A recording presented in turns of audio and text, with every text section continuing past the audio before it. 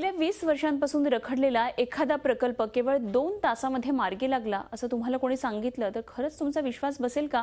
नेमकं असंच घडलंय। 2 दशकं रखडलेला अहमदनगर बीड परळी हा रेल्वे मार्ग प्रकल्प आता लवकरच मार्गी लागण्याची शक्यता निर्माण झाली आहे। कारण स्वतः पंतप्रधान नरेंद्र मोदी यांनी या प्रकल्पामध्ये लक्ष घातलंय आणि या प्रकल्पाचा आढावा मोदींनी बुधवारी दुपारी व्हिडिओ कॉन्फरन्सद्वारे राज्याचे मुख्य सचिव स्वाधीन क्षत्रिय यांच्याशी चर्चा करून घेतला। या प्रकल्पासाठी रेल्वेने यंदाच्या अर्थसंकल्पामध्ये 200 कोटी रुपयांपेक्षा जास्त किमतीची तरतूद केलेली आहे। तसंच प्रकल्प 2019 पर्यंत पूर्ण करण्यासाठी आवश्यक 1400 कोटी रुपये खर्च करण्याचा आराखडाही तयार केला आहे। हा प्रकल्प राज्य आणि केंद्र सरकार 50-50% भागीदारी तत्वावर पूर्ण करणार आहे। तेव्हा उर्वरित 1400 कोटी रुपयांचं नियोजन राज्य सरकारकडून करण्याच्या सूचना मोदी यांनी राज्याच्या मुख्य सचिवांना दिल्या।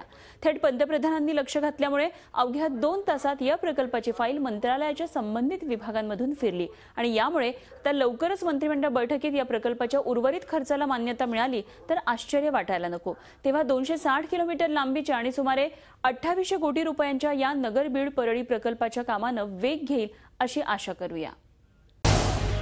झी 24 तास रहा एक पाऊल पुढे।